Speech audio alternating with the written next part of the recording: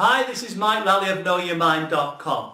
Now I'm sure you've been in a situation, a conversation, a meeting of some kind, and you've walked away believing that everything went perfectly well, only to later be disappointed when things didn't turn out the way you expected, didn't turn out the way that you wanted to, just simply didn't materialize.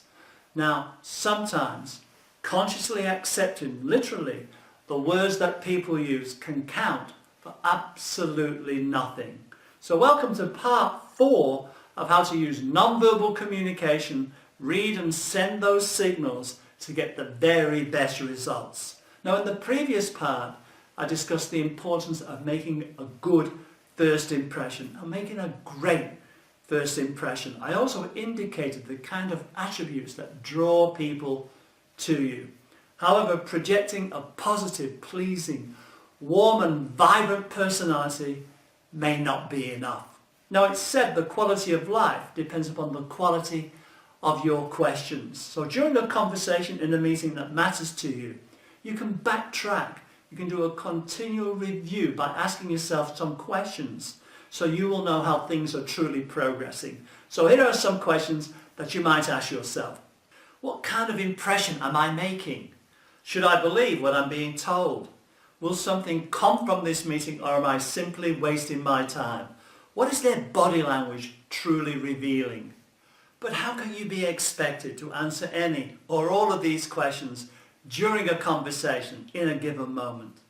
Well, the answers are staring you in the face, right before your eyes. See, being mindful that even the tiniest gesture can be a game changer is the difference that makes the difference to a clearer understanding of a person's intent. Now this information is often underplayed, understated, and can be so subtle, it's so easy to miss a signal that matters in a heartbeat. But it will be there, it's always there. And the reason we miss it, of course, we're too busy processing inside our own heads, preparing ourselves what we want to say next. See, if a person is not convinced enough to buy your product or the service that you're selling or whatever it is that you're communicating, at some point they will send non-verbally a message, probably unintentionally, to let you know this. And the message will come in the blink of an eye, go out and remain undetected. Now the old brain sees it, but the new brain, your massive brain, is far too busy. So we've got to get it out of the way, watch and listen. See, once you become an expert, a keen observer in reading bodily movements, eye movements, facial expressions, contradictory messages, throwaway gestures, non-verbal secrets, you will never miss a trick.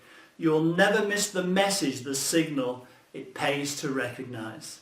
And conversely, you will only send the signal, the right signal at the right moment to further strengthen rapport and build trust. Now, when your feelings, how you feel, is in perfect lockstep, perfect alignment with what you are saying, you come across as authentic, believable and likable. So let's move on to the soul signals that you really need to read correctly, that a person will send to you unconsciously, that really pays off when you see them and you know precisely what their intentions are. So here's a bit of an experiment I'd like you to try during the next few days, a little bit of a challenge. So during a conversation, I'd like you to try the following. So I'll just put them up as a list, but go ahead and try it during the next few days. Match and mirror the person and dovetail your movements to theirs.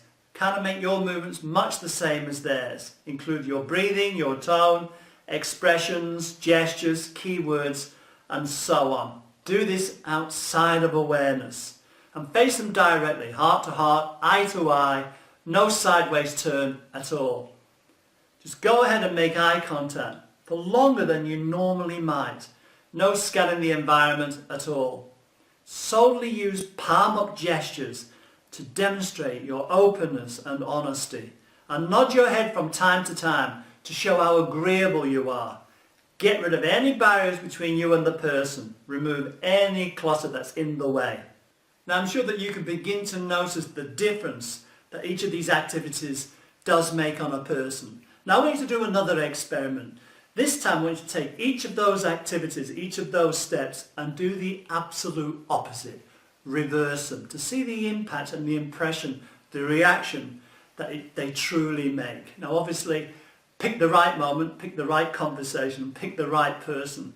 Don't do it in an important situation with something or somebody that really matters. So do the following. Dogmatically refuse to match and mirror. Partly turn away from the person when they are speaking. Scan the environment occasionally when they're talking. And put your hands behind your back or in your pockets or show the back of your hands. And shake your head gently when they are seeking any form of agreement. And put the Grand Canyon between you and the person.